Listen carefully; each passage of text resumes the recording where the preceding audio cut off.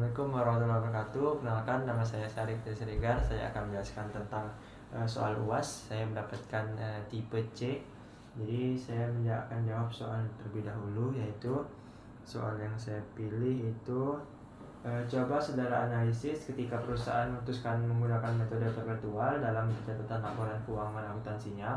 Apakah perusahaan perlu melakukan penghitungan fisik di gedung pada saat akan menyajikan laporan di akhir periode, dan mengapa?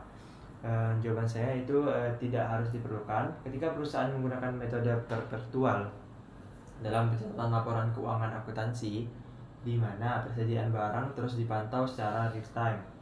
Metode perpetual mencatat setiap transaksi persediaan secara segera terjadi, termasuk pembelian penjualan dan return, sehingga saldo persediaan dapat diperbarui secara terus-menerus.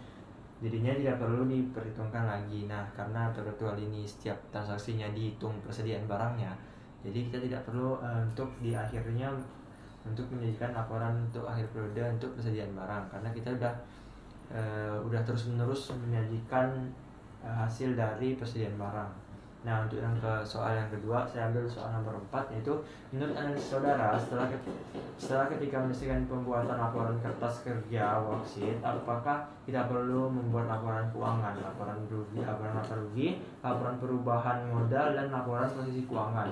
Bukankah pada kertas kerja sudah mencakup semua laporan keuangan? Nah, jawaban saya itu meskipun kertas kerja dapat digunakan sebagai alat bantu untuk menyusun laporan keuangan, laporan-laporan ini sendiri tetap menjadi dokumen resmi yang diperlukan untuk keperluan eksternal dan internal. Pemisahan ini membantu memastikan ketelitian, transparansi, dan kepatuhan terhadap persyaratan akuntansi dan regulasi. Nah, jadi untuk yang jawaban saya ini perlu lagi, karena mungkin kita hanya mungkin perlu kayak datanya untuk di bagian laporan laba rugi. Jadi kalau misalnya pengen diminta kan, kalau misalnya untuk kasih kertas kerja kan agak susah untuk memahaminya. Jadi kita buat lagi kayak buat lagi laporannya.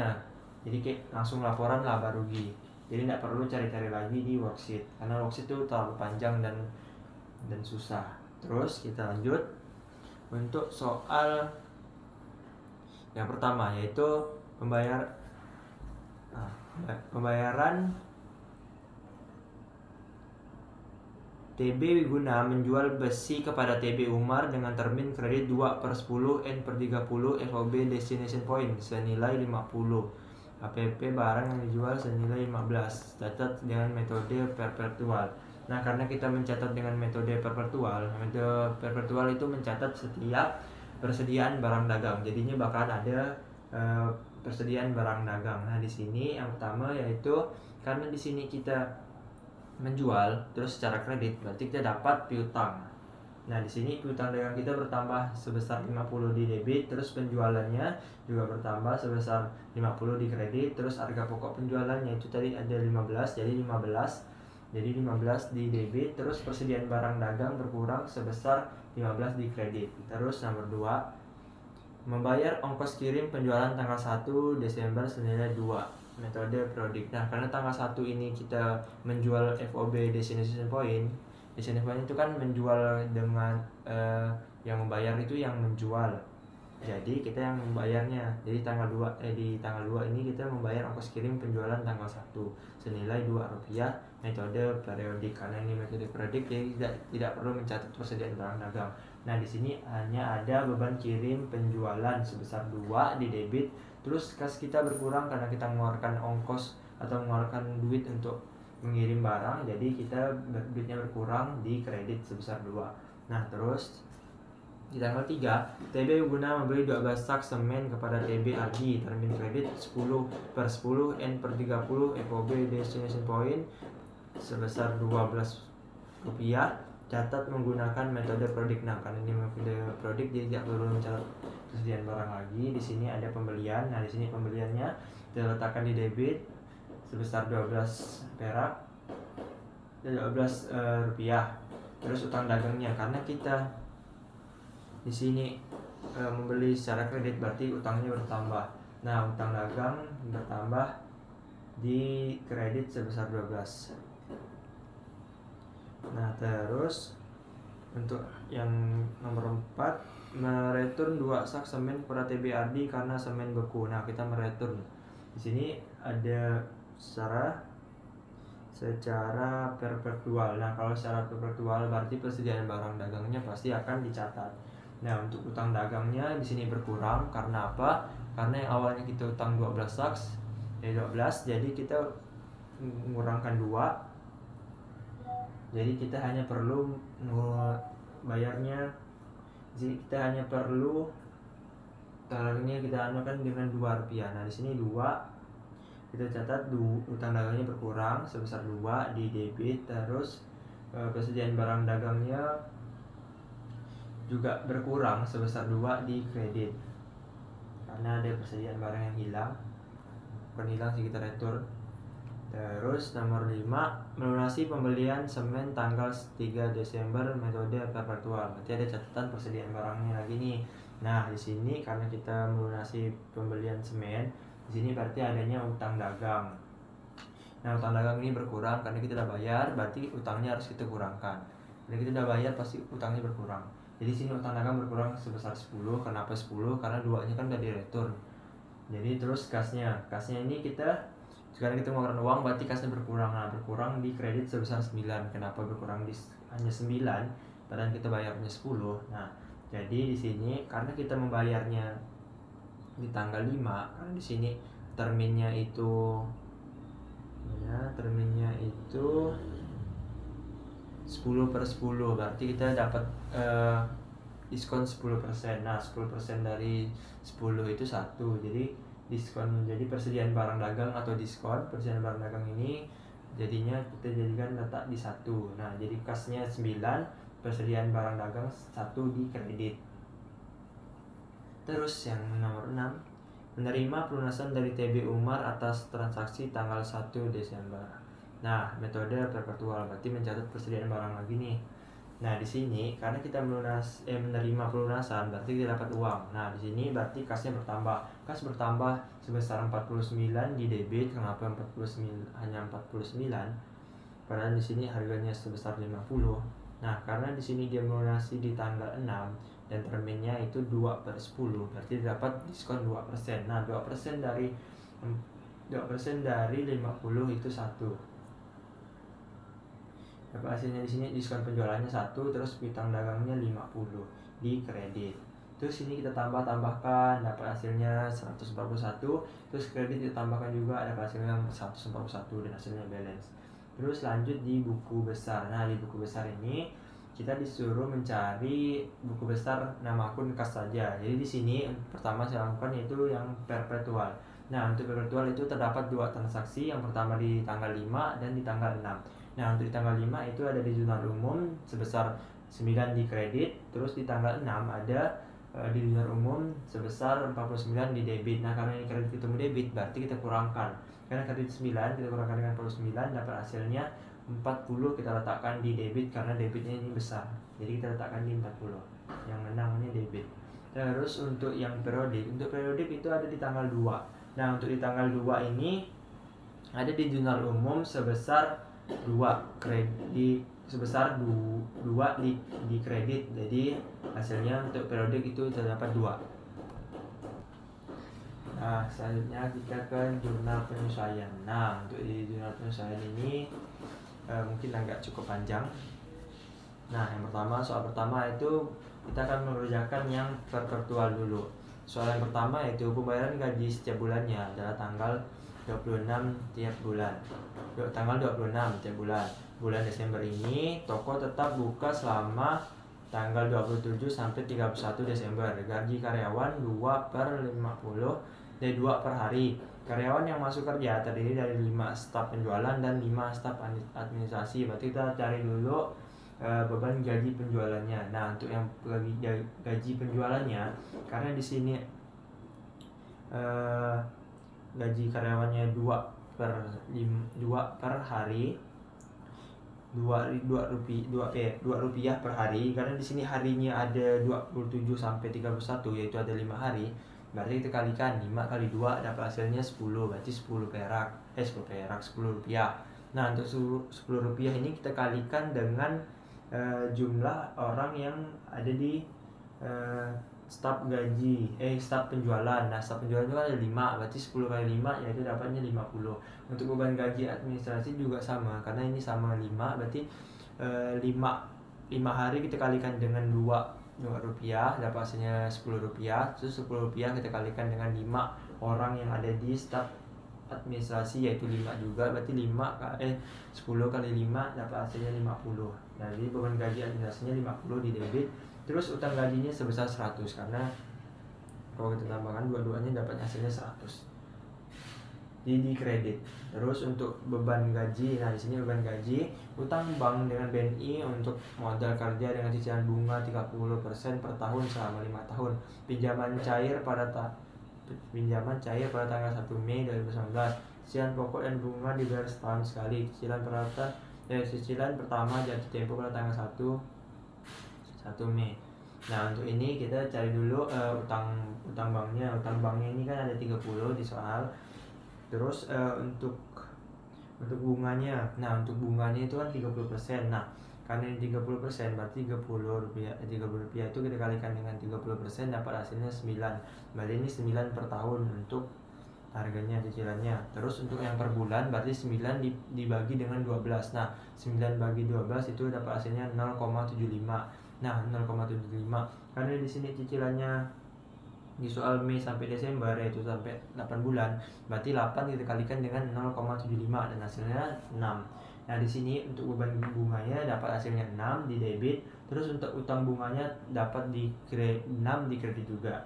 Nah, terus untuk soal yang ketiga, peralatan kantor dibeli pada tanggal 1 September 2019. S5 masa pakai 6 tahun, nilai sisa 0, metode garis lurus, pakai metode garis lurus. Nah, metode garis lurus itu punya rumus nilai perolehan dikurang dengan nilai sisa dibagi dengan masa pemakaian.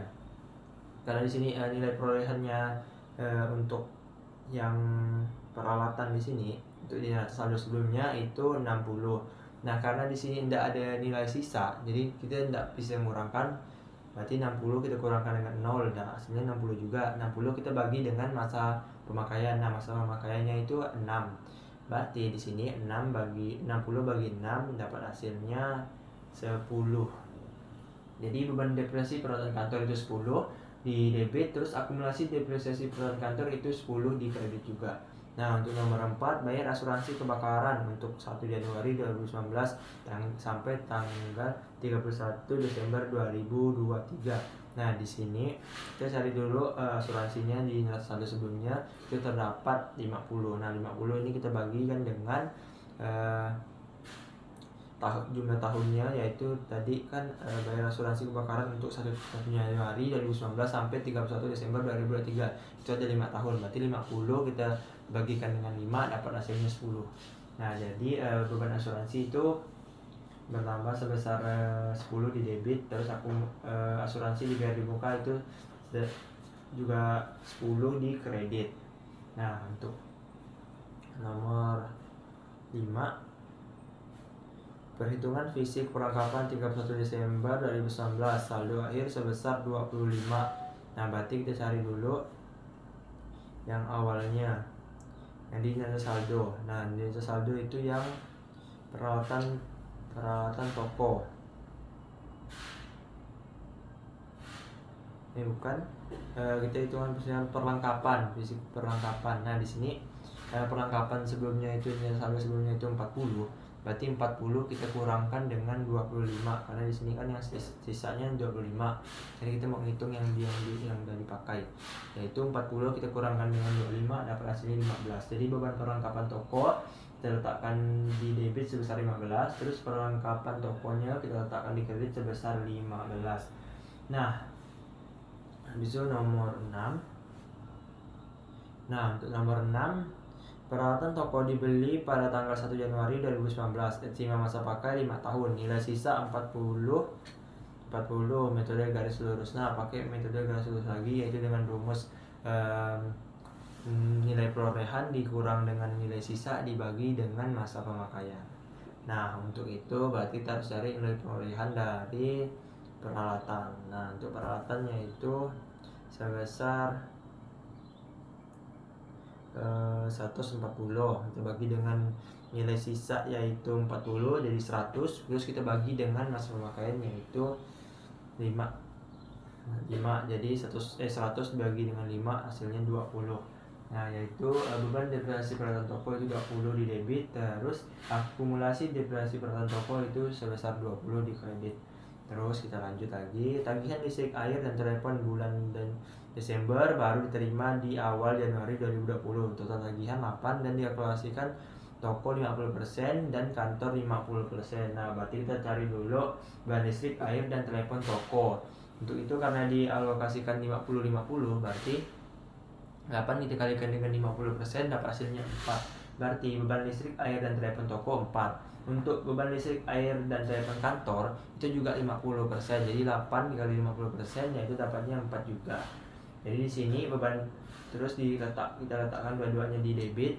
Terus untuk beban yang masih harus dibayar yaitu sebesar 8 di kredit. Karena ini awalnya kan 8. Terus untuk yang ke nomor 8, perhitungan fisik di gudang persediaan akhir tanggal 31 Desember sebesar 180. Nah, karena ini kita mengerjakan yang virtual, berarti kita 180 yang masa ini nih kita kurangkan dengan yang persediaan barangnya.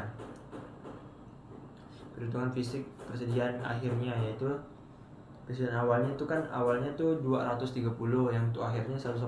Berarti 180 kita kurangkan dengan 230 dapat hasilnya minus 50. Nah, karena minus jadi harga pokok penjualannya di atas yaitu sebesar 50 di debit, terus persediaan barang dagangnya kita letakkan di kredit sebesar 50.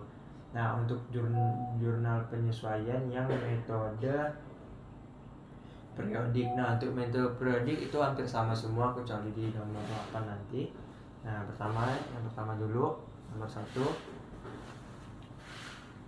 Nomor 1 ini pembayaran gaji setiap bulannya adalah tanggal 26 tiap bulan Desember ini. Toko tetap buka selama tanggal 27, 31 Desember, 31 Desember.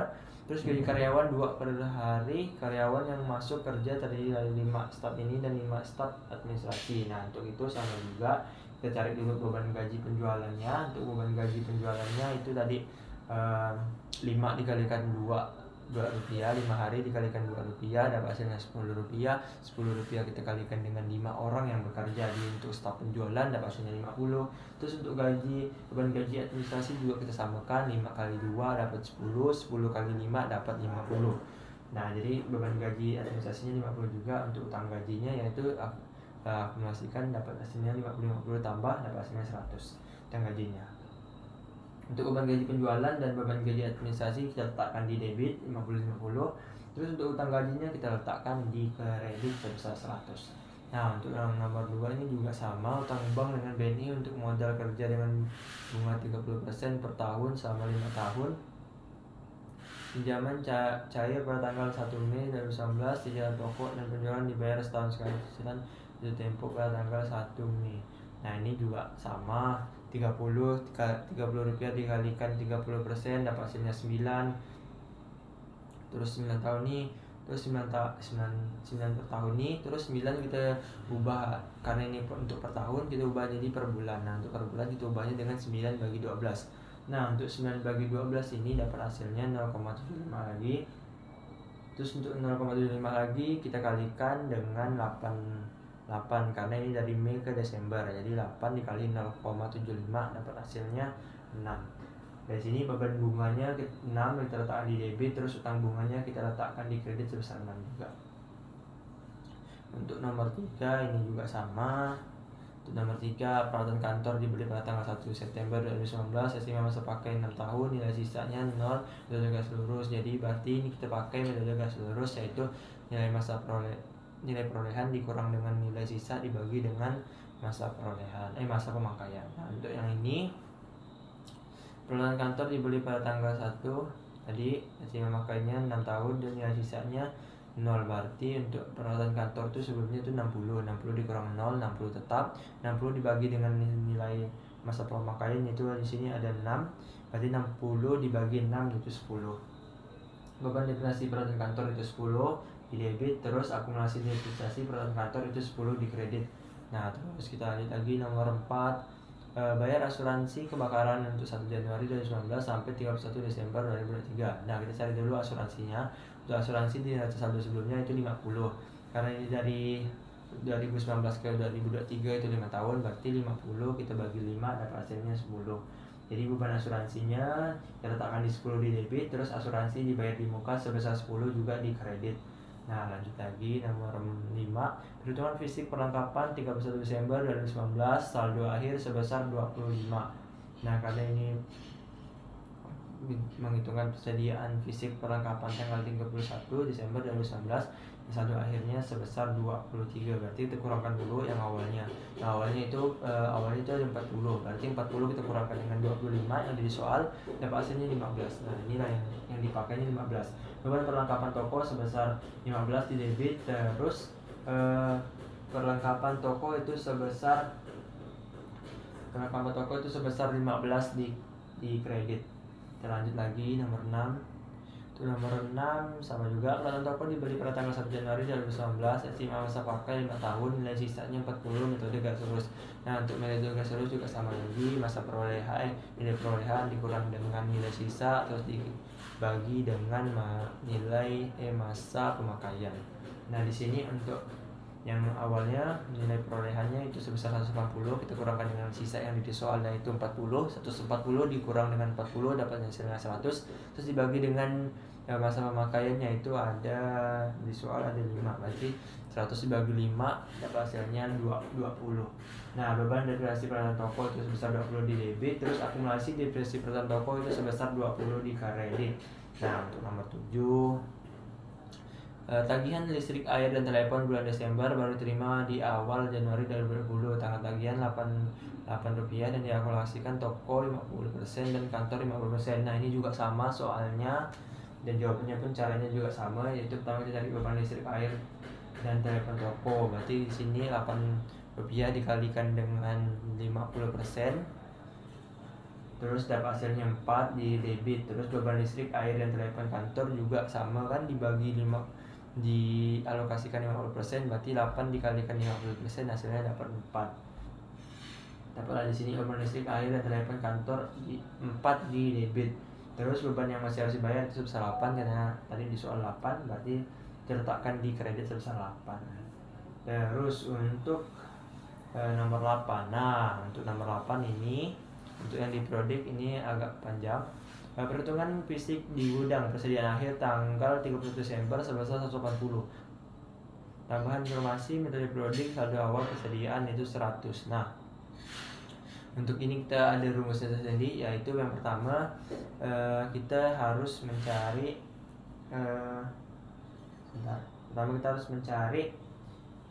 yang produknya dulu. Berarti ini kita cari saldo awal persediaannya itu kan 100, terus kita cari dengan pembelian. Nah, untuk pembeliannya itu di neraca saldo itu sebesar 745. Nah, di sini 745 kita letakkan dulu, terus nanti ada return dan potongan penjualan, terus ada diskon pembelian. Nah, untuk returnnya itu 25, terus untuk di diskon pembeliannya itu 5, jadi 25 kita tambahkan yang 5 dapat hasilnya 30. Nah, untuk pembeliannya tadi 745 kita kurangkan dengan 30 ini. 30 ini dapat hasilnya 715. Nah, 715 ini adalah pembelian bersih. Nah, untuk 715 ini bakalan kita tambahkan dengan beban kirim pembelian. Nah, beban kirim pembelian ini ada 15, jadi 715 kita tambahkan dengan 15 dapat hasilnya 730. Nah, untuk yang terus kita letakkan dulu 730, habis itu kita tambahkan dengan persediaan awal. Nah, untuk di soal persediaan awal itu tadi di soal ada 100, berarti 730 kita tambahkan dengan 100 dapat hasilnya 830. Nah, habis itu kita kurangkan 830 ini, kita kurangkan dengan saldo akhir persediaan yang ada di soal, yaitu sebesar 180. Berarti 830 kita kurangkan dengan 180 dapat hasilnya 650. Nah, dapatlah HPP-nya. HPP-nya yaitu 650. Nah, terus persediaan barang dagang akhirnya itu dari di soal 180 Terus return dan potongan pembelian yaitu ada tadi 25, diskon pembelian yaitu ada 5, terus pembeliannya tadi ada 745. Terus beban kirim pembelian yaitu ada 15. Terus persediaan barang dagangnya ada 100. Nah, untuk peletakannya return untuk harga pokok penjualannya itu 650 di debit. Terus return dan potongan pembelian persediaan barang dagang akhirnya 180 di debit. Terus return dan potongan pembeliannya yaitu 25 di debit. Terus diskon pembeliannya 5 di debit. Terus pembeliannya itu 745 di kredit. Terus beban kirim pembeliannya itu ada 15 di kredit. Terus persediaan barang dagang awal yaitu ada 100 tadi ada di soal. Nah, terus kredit debit kita tambahkan semua debit, kredit kita tambahkan semua kredit. Dapatlah yang kredit debit ini 1029. Terus yang untuk kredit itu juga 1029 dan hasilnya balance. Terus kita lanjut ke worksheet. Nah, untuk worksheet ini untuk yang periodik dan perpetual ini hampir sama dua-duanya. Yang pertama itu perpetual. Nah, untuk perpetual ini sama juga, ada daftar saldo sebelum penyesuaian, ada yang penyesuaian, terus ada daftar saldo setelah penyesuaian, laporan rugi, laporan posisi keuangan. Nah, untuk yang daftar saldo sebelum penyesuaian ini kita ambil yang tadi, itu cuma kita pindahkan saja. Kita pindahkan di sini yang ada di soal tadi, pindahkan. Terus untuk penyesuaian juga kita pindahkan dari yang awalnya tadi. Kita pindahkan yang itu udah kita cari penyesuaian, kita tambahkan. Yang untuk daftar saldo sebelum penyesuaian ini dapat hasilnya 2190 di debit. Terus untuk yang di kredit 2190 di kredit. Nah, untuk yang penyesuaian di sini penyesuaian juga sama, cuma dipindahkan dari penyesuaian yang tadi di sini, penyesuaian yang di sini, yang sini, terus kita pindahkan ke sini. Nah, maka hasilnya dapat sama juga, dapat hasilnya yang di debit tuh 219, untuk yang kredit 219 juga. Nah, untuk di daftar saldo setelah penyesuaian ini cuma kita pindahkan atau kita tambahkan. Misalnya daftar saldo sebelum penyesuaian ini kita tambahkan dengan penyesuaian kalau misalnya debit ketemu debit, tapi kalau kredit ketemu kredit ya kita kurangkan, dan hasilnya kita juga kita tambahkan, kita kurangkan, dapat hasilnya sebesar 2334 untuk di debit. Terus untuk yang di kredit sebesar 233 di 2334 di kredit. Nah, untuk yang laporan laba rugi, untuk laporan laba rugi kita ambil dari nama akun 45, itu 45. Terus di sini kita ambil dari sebelahnya dari daftar saldo setelah penyesuaian. Dapat hasilnya untuk yang di debit sebesar 1149, yang untuk di kredit sebesar 1960.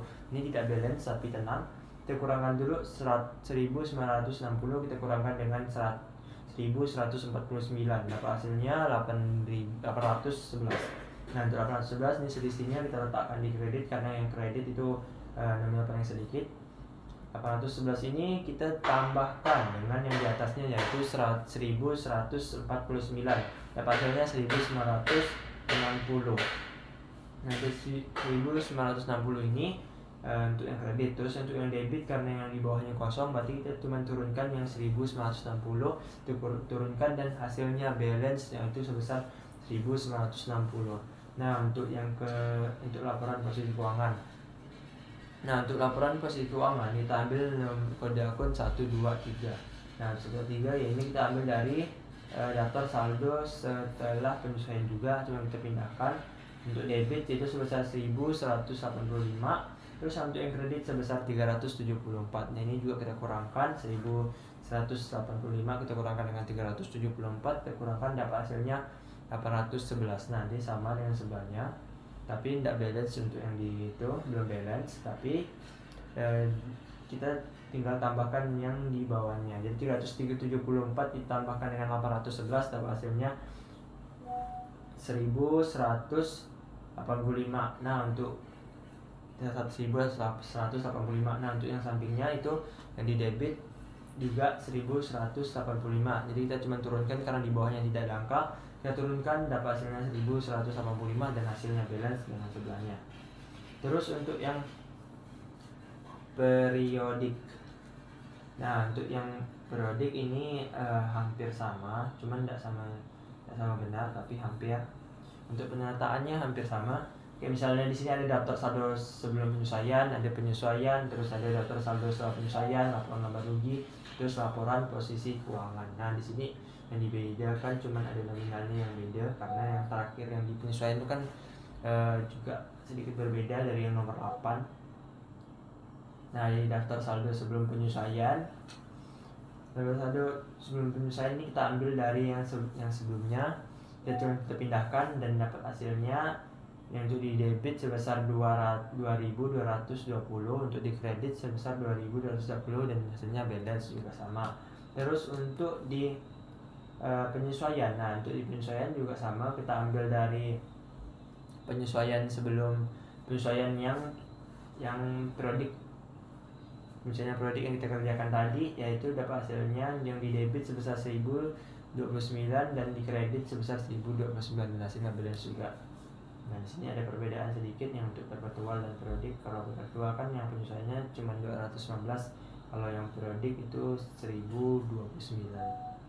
Nah terus kita lanjut, setelah penyesuaian ada daftar saldo setelah penyesuaian. Nah untuk daftar saldo setelah penyesuaian kita ambil dari sebelahnya juga. Misalnya daftar saldo sebelum penyesuaian kita tambahkan dengan penyesuaian, tapi tergantung. Kalau misalnya kredit ketemu kredit itu tambahkan, tapi kalau kredit ketemu debit atau debit ketemu kredit itu kurangkan.